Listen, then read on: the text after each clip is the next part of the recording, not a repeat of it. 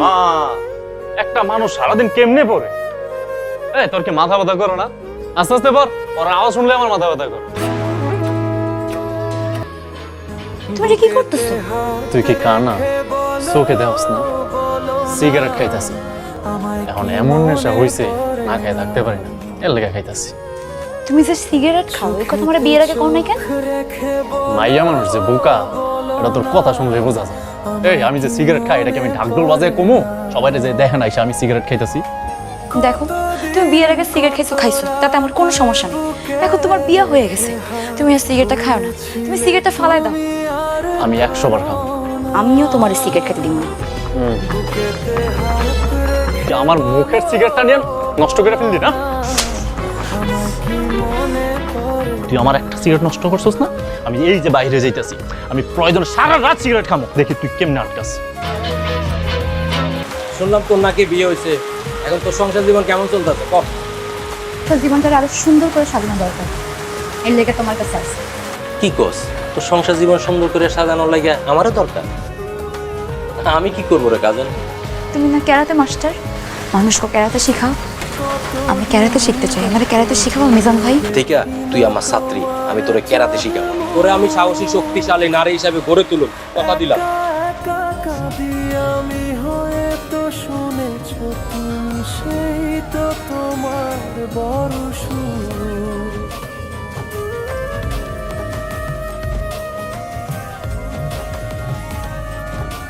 কতদিন গত হলো দেখি না তোমার চাঁদন মুখ। একা একা কাঁদি আমি হয়তো তুমি সিগারেট খাও সেটা আমি পছন্দ করি, সিগারেট ফালাও বলতেছি। তুই পছন্দ করস না তাতে আমার কি আসে যায়? আমার তো পছন্দ, আর আমি আমার পছন্দের জিনিস খাবো। সিগারেটটা ফালাও কইতেছি, নাহলে খুব খারাপ হয়ে যাবে। দেখি তুই কি খারাপ করস। এই যে তোর সামনে আমি সিগারেট খাইতেছি, দেখ। বুকেতে হাত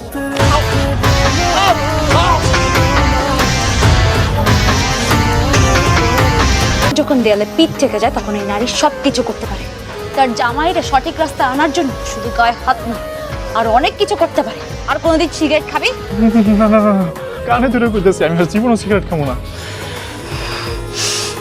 আচ্ছা ঠিক আছে, বসো। ও মা গো, আও অনেক লাগছে? খালি লাগছে, আমার পেটের নাড়ি বুড়ি সব আউলাই গেছে। টাকা অনেক কষ্টের পর ম্যানেজ করছি, হিদি দিতে চায় না যে কষ্ট দিয়া এই গয়না লই, বুঝছেন নি? ধরেন এই গয়না গান রাখি আর 50,000 কাটিয়ে দেন। আপনি বইয়ের গয়না বন্ধক রেখে শুধু টাকা নিতে আইছেন? আর বাবরা আপনি ইচ্ছা করল কিনলে আর টিয়ার খুব জরুরি দরকার, হিললে আয় গয়না বন্ধক দি টিয়া লবে লাইস আমরা সমস্যা কি? আপা ওকে ওর গয়না ফেরত দেন। বৌমা, তুমি কিন্তু আমার ধান্দায় হাত দিছো, ও পারাবারি করতেছো। বইয়ের গয়না বন্ধক রেখে তুই শুধু টাকা নিবি? টাকা তো ওমাগো ওমাগো ওমাগো ওমাগো ওমাগো ওমাগো। বল, বইয়ের গয়না বন্ধক রেখে টাকা নিবি? না না, জীবনে টিয়া নিতাম না। আজকের পর থেকে আপনি আর সুদে ব্যবসা করতে পারবেন না। যদি করেন তাহলে আপনার অবস্থা থেকেও খারাপ হইব। আজকের পর থেকে আর সুদের ব্যবসা করব না, সুদের ব্যবসা বন্ধ। আব্বারে কইছি সন্ধ্যার সময় ফলমূল লইতে। ভালো করছো। এখানে শ্বশুর বাড়িতে বসে ঘর জামাই হয়ে মজার মজার খাবার খাইতেছে।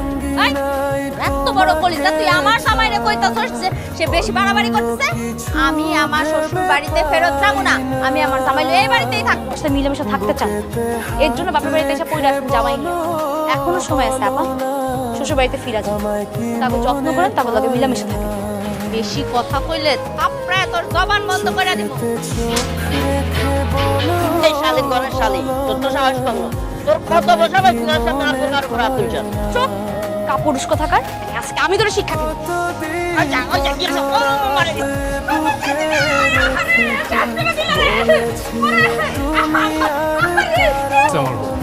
এমন একটা বীরদণ্ডহীন পুরুষে উচিত শিক্ষা দেওয়ার লাগে এটাই করার দরকার আছে। আম্মা, আপা শ্বশুর শাশুড়ির লগে আমার কয়েকবার ফোনে কথা হয়েছে। আপা দিন রাত তার শ্বশুর শাশুড়ির লগে ঝগড়া করে, তাদের উপরে অত্যাচার করে। আর এই যে দুলা ভাই, আপনি তো আপার সামনে ভয় কথাই কইতে পারেন। বাইরে আই কি করবো, আই আছি এক ঝামেলার ভিতরে। আর চাই যে কেন ছোট হইবের কারণে, আই কেন খাড় হইবের কারণে তোমার বোঝা আরে টোটালি পছন্দ করে না। তোমার বোঝা আরে কইছে আই যদি তোমরা বাট করতাম না থাকি তাইলে তোমার বোনে আরে ডিভোর্স দিয়ে দিব, আর সংসার আর করতাম না। আইলে বলি নিরুপায় ওই তোমার বোনের লগে তোন্ডা ভাই দাইছি গজ জামাইয়া থাকতো। বুকেতে হাত রেখে আমি জায়গা তোমার জামাই লগে চলো ব্যাগপত্র গুছাই বাড়ি যাবো। বৌমা চোখেতে আজকের থেকে আমি তোমার কলেজে যাওয়া নিয়ে পড়ালেখা নিয়ে আর কোনো কথা কব না। এই নাও তোমার কলেজের। আব্বা ওনারা নিজেরা পরিবর্তন হয় আমি ওনাদের পরিবর্তন হতে বাধ্য করছি।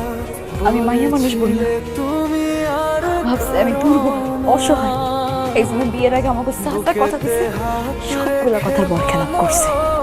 আমার পড়ালেখা তারা বন্ধ করে দিছে। আমি সবসময় উচিত কথা কইতাম, তাই আমার স্বামী প্রত্যেকদিন আমার গায়ে হাত তুলতো। আম্মা এবার বুঝতে পারতেছেন তো মেয়েরা দুর্বল না। আমি একজন ভালো শাশুড়ি হয়ে তোমারে দেখাবো। আমি আর কোনোদিন তোমার লগে কোনো ঝগড়াঝাটি হিংসা এগুলো কিছুই করবো না। ধন্যবাদ আম্মা, আমার তো মা নাই, আজকে থেকে আপনিই আমার মা। আমি যে কবে আমার মায়ের জড়াই ধরছি আমার মনে নাই, আপনি কি আমার একটু জড়াই ধরবেন? কতদিন গত হলো দেখি না তোমার চাঁদ মুখ, একা একা কাঁদি আমি হয়ে তো শুনেছ তুমি, সেই তো তোমার বড় সুখ। কাজল